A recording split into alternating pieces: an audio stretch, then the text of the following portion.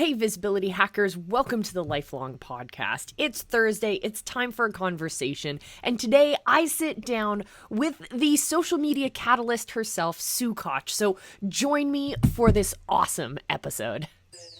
Tap into the psychology of engagement and more. This is where we talk about life, learning, and everything in between. This is the Lifelong Podcast, a show for those of you who love to ask why. It's because we're marketers. It's because we're coaches. It's because we're change makers. Each week, we dive into the big questions and explore the psychology of engagement with strategies, tactics, and special guests along the way. Now, here's your guide, the visibility hacking queen herself, Coach Molly. Hey everyone, and welcome back to the Lifelong Podcast. Thank you so much for joining me. It's Thursday, so that means it's time for yet another conversation. And boy, oh boy, do I have a conversation for you. But before we dive into that, I want to remind you that if you haven't come to hang out with me yet, I definitely invite you to come do that. Find me on Clubhouse. I'm at Coach Molly. You can find me on Instagram at 3 Pines Leadership. You can find me in the Visibility Hackers community on Facebook as well. And of course, I'm always hanging out on my website at visibilityhacking.com. All right, so that's enough about me. And the reason I told you about all of my social profiles is because our fantastic guest today is somewhat of a master when it comes to social media. Yes. One of my favorite people to talk to about social media in general, the one, the only, the master of LinkedIn herself, Sue Koch. Welcome to the show, Sue. How are you doing? Hey, Molly. Good. What an intro. Wow. Thank you. Great to be here. Oh, fantastic. So who are you? Tell everyone who you are. Who am I? Who are you? Where are you? I am Sue Koch. I am a social media success catalyst. What I do is help people elevate from where they're from to really embrace social media. But in today's world, I've really embraced a huge passion around helping the small business owners and job seekers who may be hit hard by the pandemic or pivoting to really embrace social media in a way that abolishes that social media anxiety and overwhelm and gives them a roadmap to success.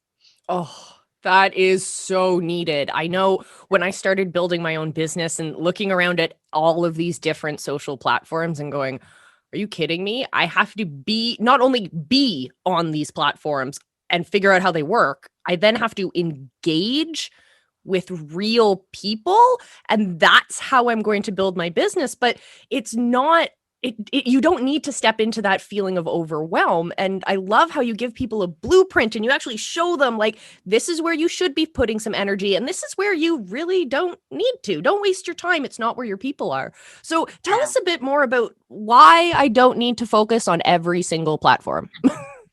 Well, first of all, we are not all Oprah, right?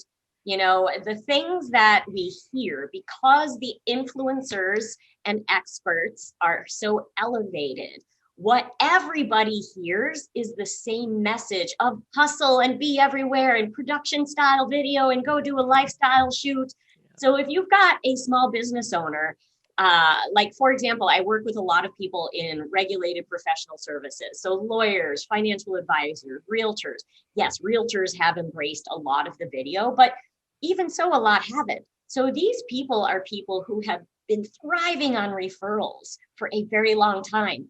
And if they're an individual or a small team, or maybe of a different generation who hasn't fully embraced this, now they're going, wait, I'm losing business. And now I'm supposed to do LinkedIn and Facebook and Twitter and Instagram and YouTube. And what the heck is this TikTok thing my grandson is doing? And I'm supposed to do that. And what? No. And they're overwhelmed. And because that messaging coming at them is that you have to do all these things. Then there's also the messaging of, well, if you're not doing all the things, well, now you're doing all the things. And look at these idiots doing it wrong. So now they're overwhelmed by trying to be a supermodel with a video shoot, but also being a newbie who's being judged by the very people that they're seeking guidance from on not doing something right. And at this cross section is job loss and business loss. And so my mission has really become to come in and say to these people, you don't need to be the everywhere person. Let's start, right? It's the same concept of if you're going to run a marathon, you're not like, well, I haven't run in a few years. I'm going to go out and do 25, be right back. It doesn't work that way. And social media can be the same. You need to do what works for your human and financial resources, as well as your energetic, mental, and emotional resources. Yeah, absolutely. And there's I want to steer our conversation onto my current new obsession. What could that be? Oh, I wonder, could it be Clubhouse? Oh, so Clubhouse right now is an invitation only conversation based platform where you can create a little room, a little conversation space, and you can invite people to passively listen, similar to a podcast. It would be like a live podcast. Or you can invite people up to be speakers and have that engaged conversation. And I know Sue and I have been rocking these conversations, and it's been pretty fantastic. So, Sue, within the first week of being on Clubhouse, tell us about your experience on some of the conversations that you ran. Man, I've been blown away because I'll tell you, I'm usually the last person to ride the hype bandwagon, right?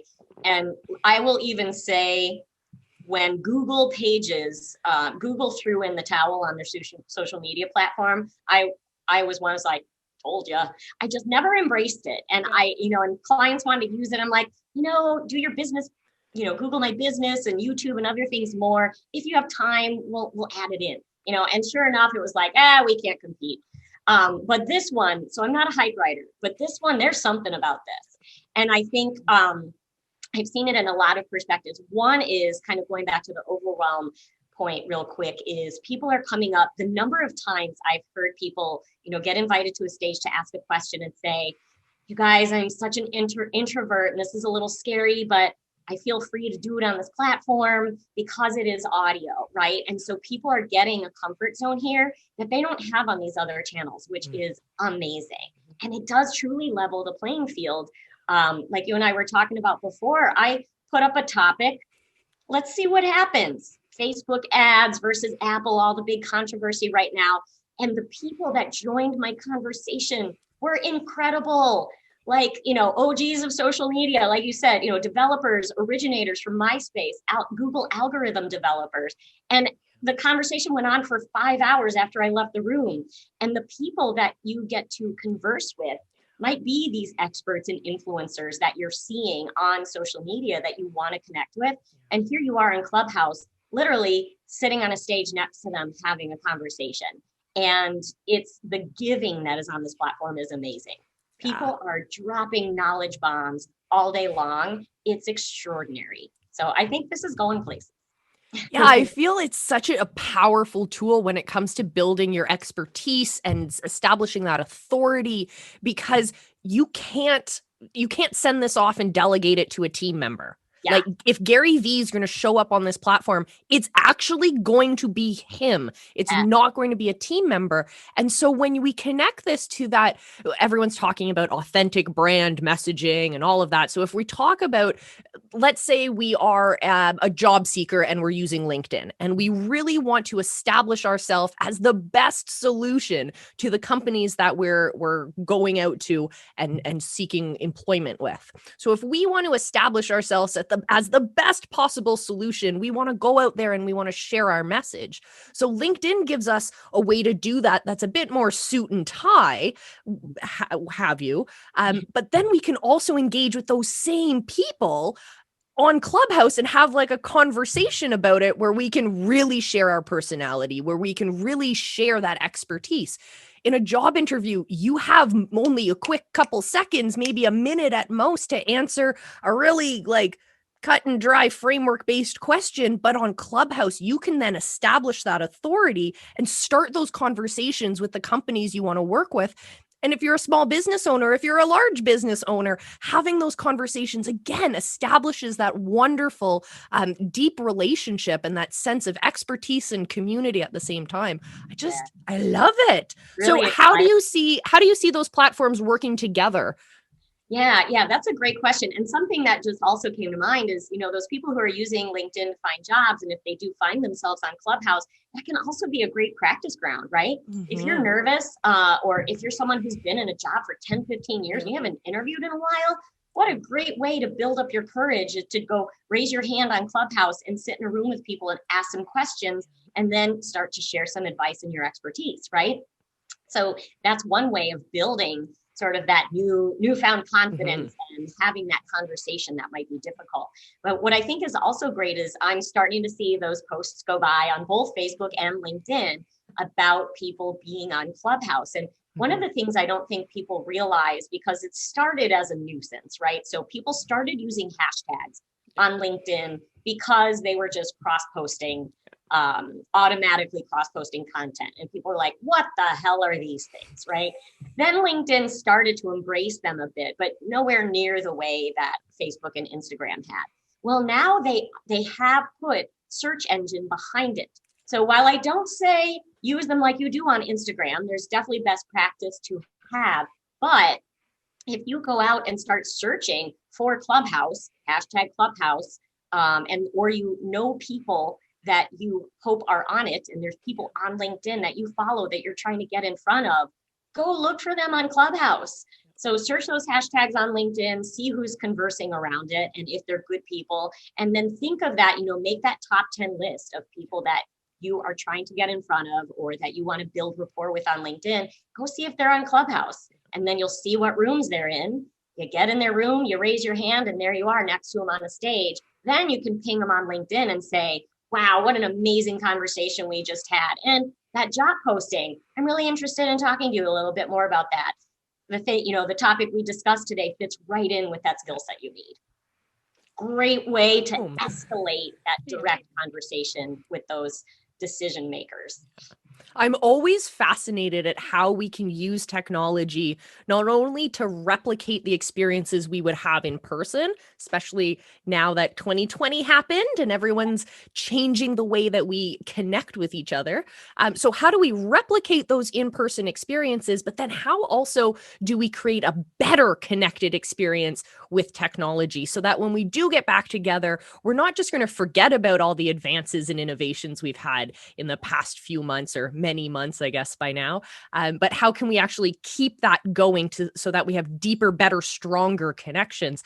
And I always think back to my days in college when we would have job fairs and all of these recruiters would come in. They'd be very industry specific. Maybe they'd even come on stage and share with us a bit about their company. And then we'd be able to ask them a couple questions. And I always stood out and ended up with the most number of job interviews because first of all, I always put my hand up and asked a question. And then when it came to that engagement in the job fair area itself, you continue that conversation. And then again, you get their contact information and then you take that online and you continue the conversation there. The more we can convert those conversations between platforms, the deeper that connection is going to be.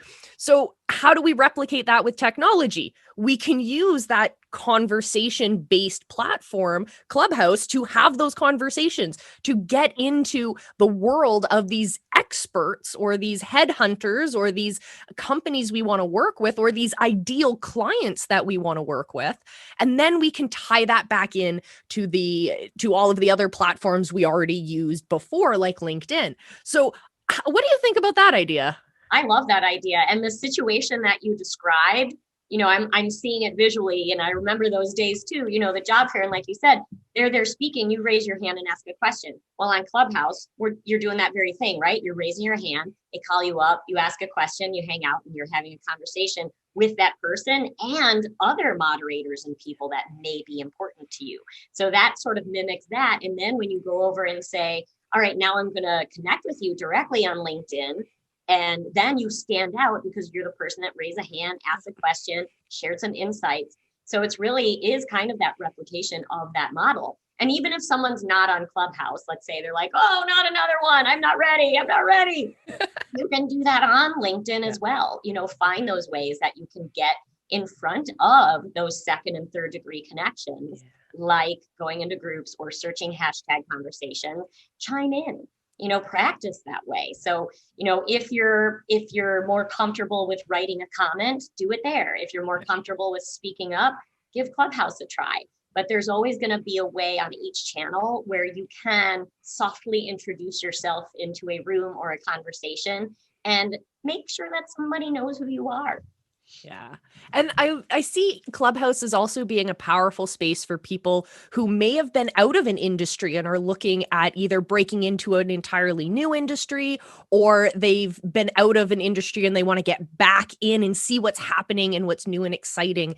And because there's been so much innovation in 2020, I have to say, it's Yeah. been amazing. And so to be able, you had that conversation about Facebook and Apple, and I was blown away because the people who showed up in that room to talk were absolute experts that you and I'm sure if you locked the two of us in a room together, we wouldn't have been able to brainstorm these particular types of people who added their perspective to the conversation. And so it's a fantastic way to dive deep into topics that you're passionate about, or industries that you're interested in, or that you're immersing yourself in, and to really see what those connections are to other industries, so that when you position yourself, well, most entrepreneurs are trying to position themselves as solution-oriented problem solvers, right? So when you go and you dive into these conversations and you find these varied perspectives, you start to see different problems and different solutions.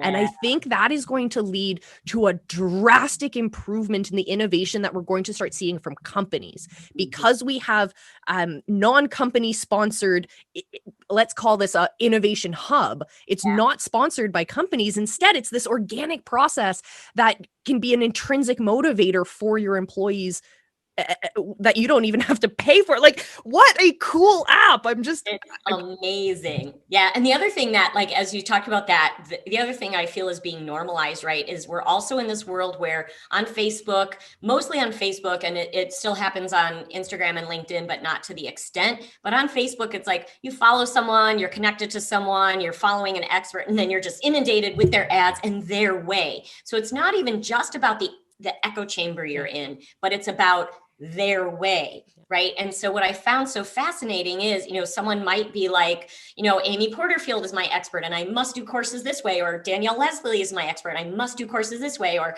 Russell Brunson, I must do it his way, or I must do it Mari Smith's way. But what you start to realize, and because I've had so many conversations with clients like this, like, I learned this thing, I know this thing, I must do this thing this way. Well, sitting in so many of these rooms, it was really interesting. And one in particular were all these Facebook ad experts. There were like 5 of them.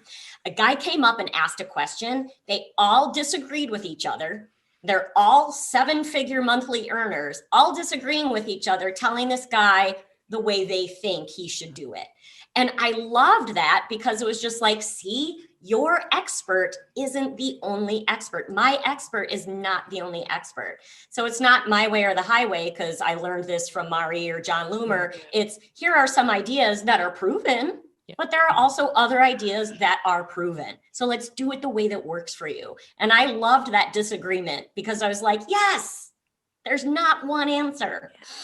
Oh, that's fascinating, because then it opens up a whole world of perspective. And I know when I was in school and I was learning whatever I was learning, I would open up a textbook. Very seldomly I would open up a textbook and I would see like the same topic being discussed, but all of these different theories, all of these different people throughout history have tried to answer those same big questions, and they've taken it off into different tangents. And when you sit back as a student, you realize like there's the whole world and all of history and all of that knowledge is in front of you, and you have the hindsight, or you have the power to be able to see those meta connections. So that's fantastic. Whatever. How do we blow that into technology? We get into the knowledge sharing world in technology, and we ended up creating all of these gates and all of these barriers and all of these like gatekeepers that are based on finances, and you have to buy my course and then do what I do and do it exactly as I do it, or you're not going to see results, and then my guarantees out of like touch for you. Like it became this very, as you say, like follow the expert and that's the only expert. But now I see that there is a space within this technology and information sharing platforms that are being developed where we can blow that out again and go back to being meta and go back to saying, okay, how many experts are going to show me their solution? and give me the space to make that decision for myself. Right. Whoa. We're There not are just creating options. copycats. Yeah, exactly. Yeah, because if everyone is out there doing the same thing, and I can see it too, because there's some out there, and this is great. It works for some people. This isn't my model, but the people who, DM you right away, right? DM you, oh, let's have a call, and boom, boom, boom. And you're like, whoa, who are you? What? And that works for a lot of people, but not everyone has, the nerve to do that. And so when you see these things that say, well, if you're not doing this, you're missing out and you're going to lose. No, just because I don't want to DM someone my pitch on Facebook doesn't mean I'm going to be homeless. It just means I'm going to go another way. So that's that overwhelm that everyone is feeling today. Mm-hmm. Talking about the DM strategy, which I am so not a fan of. 2020, I had 937 proposals by direct message from people who have never engaged with my content ever. And I mean like marriage proposals. Oh, yeah. Like legitimate. And I was like, maybe I'd consider them if they were like business related joint venture opportunities. But right. You haven't even talked to me about SEO yet. Slow down. Exactly. Like you gotta do a little bit of courting on this girl. Wow. It's like it's not the strategy that people are really attracted to anymore. Maybe it is once you've warmed people up a bit, once they've fallen in love with you, as I like to say. But you have to give them that space to do that and create those moments for them to get to know you, get to know your personality, your way of thinking, your problem solving strategies. And it's not just a resume anymore. Like LinkedIn is there. And you were saying earlier this week, actually, when you were talking about okay, for those of you listening at home, Sue is literally the expert when it comes to LinkedIn. So she runs this wonderful freebie that you guys can grab. We'll put the links everywhere, where she's going to teach you how to make the most impactful personal statement on LinkedIn.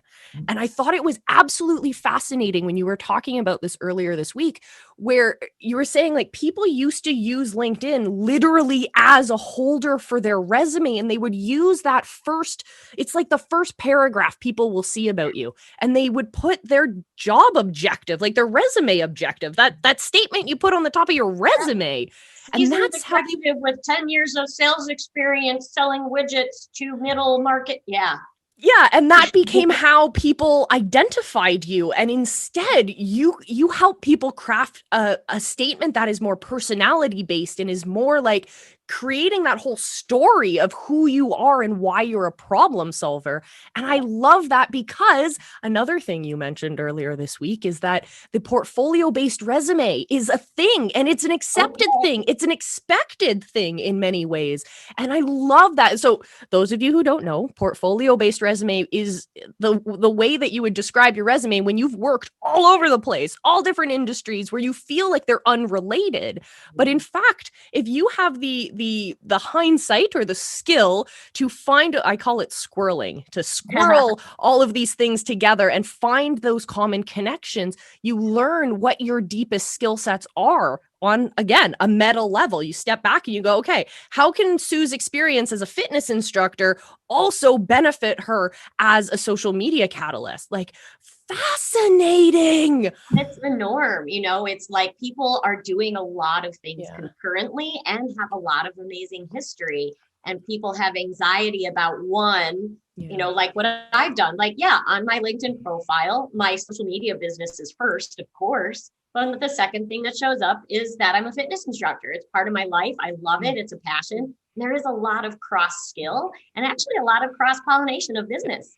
And so if you're open to that, by all means, LinkedIn profiles are one person, one human, show everything you do. And there's also this anxiety about going back in time, right? Some people will say, oh, delete all your old experience except like the last 5 years. Yep. Well, I'll tell you what, if I had done that, I would have missed out on the biggest opportunity for the most financially robust and Fortune 100 company gig that I got in my business if I had deleted that old data. And that was because Oracle Corporation was looking for a independent consultant to do brand evangelism training and platform training for their product managers. They came down to 2 people. They were willing to go global. 2 people in the world that had the combination of social media strategy and training and also Oracle database, business intelligence, PL SQL. And that was because back in the early 2000s, that was my life. And I left it there. Why not? I'm not going to take it off because, I'm 49 years old. So what? I'm good at what I do, right? People worry about aging themselves or have I had too many jobs? Well, you know what? If I had changed that, I would never have had that experience. And it was the best gig. You say you get your whale gig as a consultant. That was one of those. And only because of keywords in my profile. That's fascinating because I went to like the Harvard of Canada. I went to Queen's University, and they're very much about keeping your alumni ties together and connecting with other Queen's University graduates and building your business connections that way and blah, blah, blah. And I was always like, okay, that's interesting. And so that's always set me to remind me, always keep that university listed, because one day someone is going to say, hey, we went to the same school together. And that's going to be that opening for the conversation. But I never thought of that in terms of like the job I had as a summer camp instructor and the connection, like the different kinds of jobs. It may not necessarily be your old boss or your old customers who are going to connect to you, but it may open that social connection. It may open that particular skill set may be applicable in a way that you never thought possible. Right. So that is absolutely fascinating because businesses are now looking so niche because they have the ability to do that. They're not just sending out a job posting on a physical bulletin board anymore. Right. They're able to use recruitment tools and tools like LinkedIn to find exactly the set of skills that they are looking for. And I think that's what your story speaks to very, very well. I wanted to know that whoever came in to do this would get the language and be able to talk to software developers and executives at the same time. Yeah. And that's a really important thing.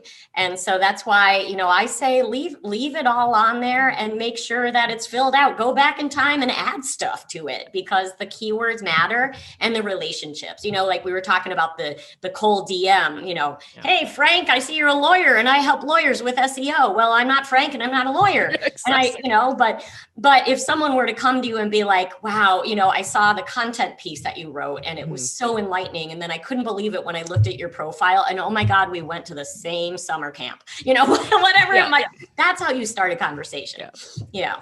Oh, that's fascinating. So beyond just that first sentence that introduces us on our profile, what are other things that we could be doing to really make the most of that profile of our profile and our time and our space on LinkedIn? Yeah, definitely. And that's the thing is to go back and it's not just that about section we're talking about, right? The story, that's so important, like you said, and it's those first 3 lines, people see it, knock their socks off. But the other thing that people do, even at the most basic level, is that headline.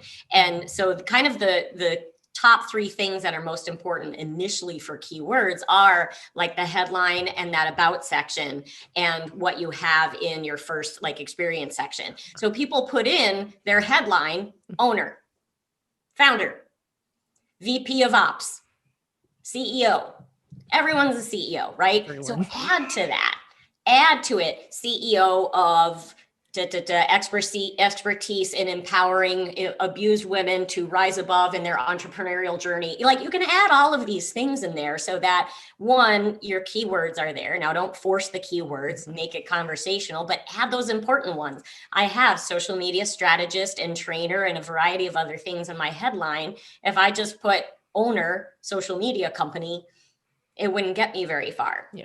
So you want to make sure to be descriptive. You don't need to put what's on your business card, and just really rounding that out so that when people come on, they can see what you do, that you're a little more creative than the next person in that role, and really get to experience the story of you. And that's where a lot of people, especially in today's world, losing jobs and businesses, maybe haven't been out there in a while. LinkedIn used to actually have a feature which was upload your resume, and that would create.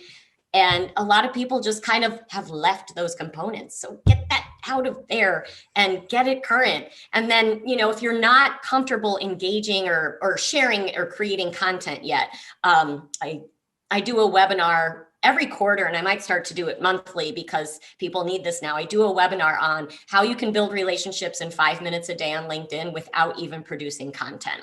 Because that's, again, these are the people who are like, I want to run the marathon, but I haven't even walked a mile in a few months. So let's go do a 3K together first, right? So, and that's what that's all about. It's proactively engaging, connecting with people, saying things. Hey, let's bring the social back, right? And it's a great way to start. Then they get a comfort zone. They have people who respect them, they have a relationship with. Then when they're ready to start writing and sharing the content, we take it to the next level. But there's always a starting place for people. So it's kind of like you first share your personality and your thoughts by just commenting on someone else's post or engaging with them in little baby steps. And then you can use content to build your authority. And then you've established yourself as the expert, and maybe people will start coming to you. Exactly. Some people are ready to hit it hard out of the gate, and that's great, but not everyone's there yet. And that's okay too. So how can people learn more about LinkedIn, more than just learning about optimizing that first few sentences? How can they learn about making the most of their time on LinkedIn? Yes. Well, I have just launched a course with the help of Molly, and I'm so grateful for her creativity. And so I've got a course out there now that is called the LinkedIn Recipe Box, and it is going to take you from start to finish. So if you are that person who's like, I don't even know, I haven't even looked at my introduction section yet, I got to fix that all up. It gives you step by step, but it's not just like, here's how to do this. It's also the things that Molly and I are talking about here. Like, why is it important? What is going to stand out to people? What are the search engines going to be looking for and finding? And every step of the way, I've also got these recipe cards, I call them, and also workbooks that will help you actually work the process so that you can put your best foot forward, make the most of it. And it's going to continue to grow because social channels change all the time. Like, who knew LinkedIn would show up on your phone with stories? So we're going to just keep adding to that. And then when you're ready for things like upgrading in Sales Navigator, that training is going to be there too. So if you go to sukoch.net, oh my gosh, what's the first one? So it's the free LI workbook. I know Molly will put it out there, but sukoch.net/free LI workbook. You're going to get that 4-step process to write your story and really make that impact. And then from there, you can go ahead and sign up for the LinkedIn Recipe Box course to really stand out from start to finish and make 2021 your successful year. Yeah, and I love how you've designed the course too. So it's not just this overwhelming amount of information. You've built it in the name describes. It's recipe cards. It's literally, here's a step, here's how to do it, here's why we do it. Now go do it. Yeah. And now we can move on to the next thing. So you can take a challenge every day if you want. You can take one a week. You can build it out at a pace that blows away that feeling of overwhelm. And you can set your own schedule around this course. I absolutely love it. I know that I will be diving in and working on my LinkedIn profile in 2021 with the help of your recipe box for sure. You can get lots of visibility on your amazing videos and podcasts over there. Exactly. People got to hear what I got to say, and I'm using your framework to help me do that. Awesome. I love it. So what else is happening in the world of Sue? How can we dive in and learn more about you? How can we have more conversations with you?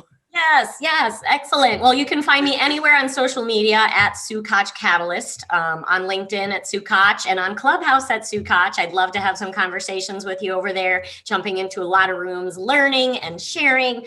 both sides of the fence. It's amazing. SueKoch.com will tell you a little bit more about me and the offerings. And like I said, especially coming into the new year, I'm going to be doing that LinkedIn in 5 minutes a day for those of you who are feeling a little overwhelmed with diving in there, and always do my annual trends webinar in January as well. So if you hop on my list, I promise not to annoy you.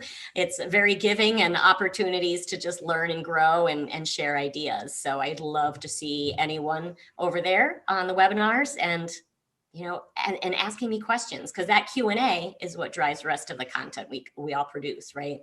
Oh my goodness, the Q&As that Sue hosts are fantastic. Like, she doesn't just stand there on stage and talk at people. She asks people questions. She creates space for people to share their expertise as well. So I highly, highly recommend you follow Sue on Clubhouse at the very least. At the very least. That's the other thing that's fun about that dynamic is, like, unlike going live, you're looking for comments and things. There's just people there right next to you, real time, having conversations. It's a really cool thing. Yeah, we're going to keep this conversation going because, okay, so this thing I've been thinking about with Clubhouse and how powerful it is in terms of women in business. Yes. So for so long, forever, pretty much, women have had to visually compete for the attention of their audience, right? Mm-hmm. Like, we can talk about Barbara Corcoran and how she purposely uses her short skirts and her beautiful legs as something that separates her. Amazing, super powerful. We can talk about power suits all day long. Huge fan myself.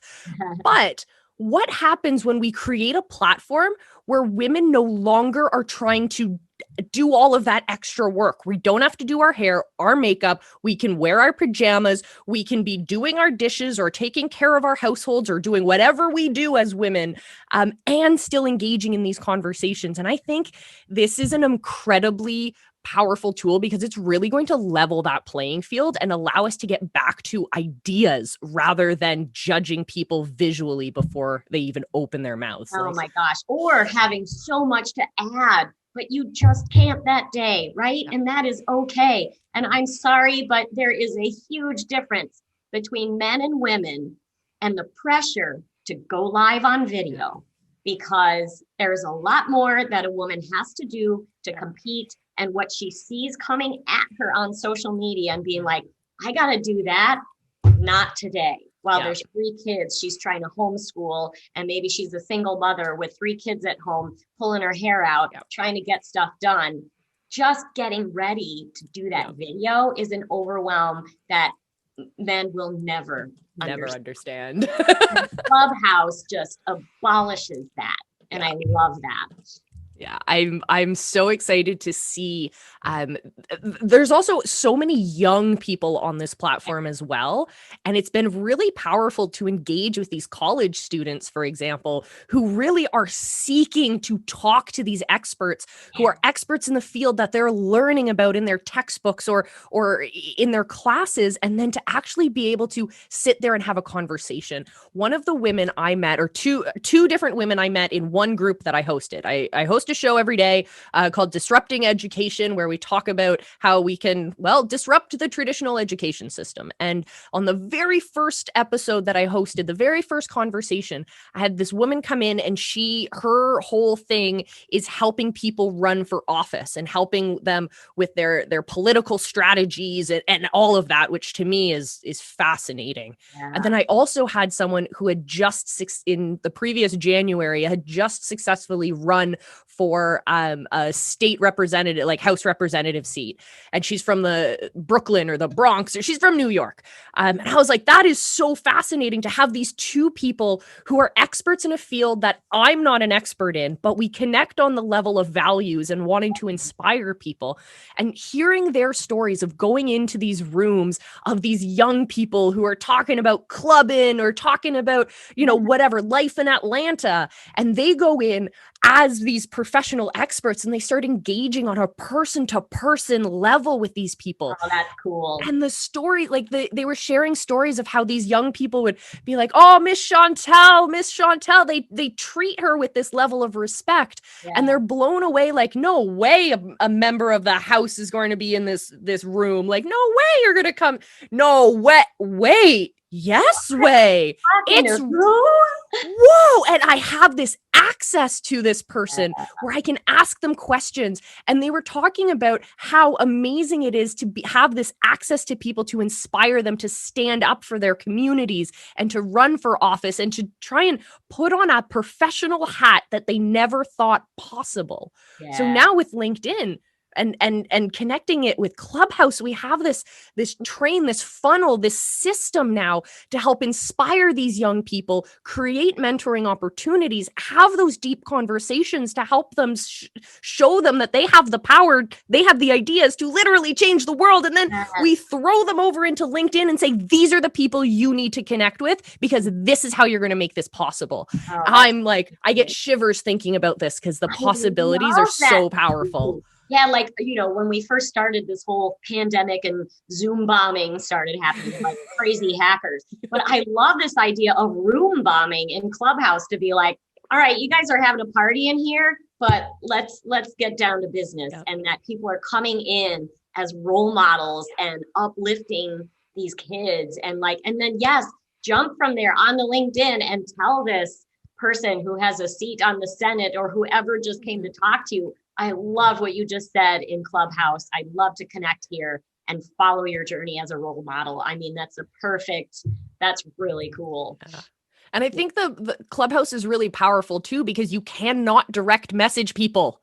You cannot. You can't go to another channel. Yeah. And on your biography, like your bio, you can put links in there. You can write them out, but you can't click on them. I don't even think you can copy the text to copy it into a browser. Yeah, you have to type it in. Yeah. You literally only have access to someone's Instagram profile and their Twitter profile if they choose to put it up there. So it requires you to be actively engaged in the following of that person. You can passively listen, but if you want to take that next step and really take the platform to the next level, you actually have to go out of your way to change platforms for someone. So that's a trend I'm definitely keeping my eye on, to see how people are doing that, but also to see who ends up at the bottom of that funnel, who's willing to take that action, who's not just going to sit back and say, oh, well, I expect people to come to me because I'm an expert. Right. Take that initiative, and that's going to separate yourself from everyone else. Exactly. And that's something I haven't really seen anywhere else, right? As funnel builders, as people using social media and doing ads and trying to drive traffic, it's always like the shortest way to get someone somewhere else, right? So it's always about that click. It's always about that button that makes it easy. But on Clubhouse, that's changed because, like you said, you have to leave the platform, go type stuff in, find someone and write that note. And I was so impressed by how many people did that after my LinkedIn Q&A. I popped over there and I had a bunch of LinkedIn requests and they all wrote messages. I was like, now that takes initiative. So if these kids are in this room and they're getting, their room disrupted by this amazing leader, and then they take that action, these leaders, these speakers in these rooms, they know that wow, this took more than what the average human is willing to do, which is, click. Forget it. I'm not going to do it if it's outside of this click, right? And especially with that generation. So if they're doing that, these people know you're doing that, and that's meaningful.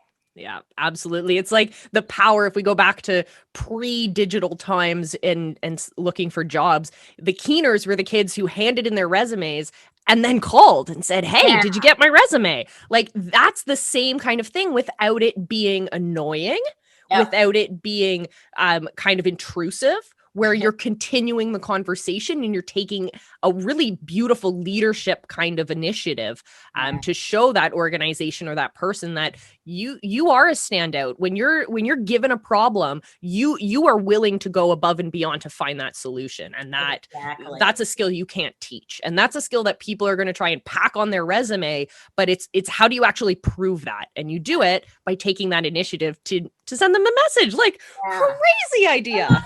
That's such a great analogy because people are hiring in today's world. There are jobs that are getting lost, but there's others that are building up, and those people are hiring people that are going to take that extra step. And this is the simplest thing to start that demonstration at.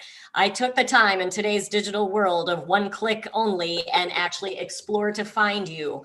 That means something. Yeah. Oh, I love it. I love it. Sue, so cool. Thank you so much for joining me today. Do you have any last words for the listeners at home? Last words for the listeners. And I would say, as we kind of going back to my heart and soul in this world of sort of digital anxiety and overwhelm and what you're doing, if you're trying to rebuild your business or build your business in these hard times or get that new job, start with what you're good at. Start with what you're comfortable with.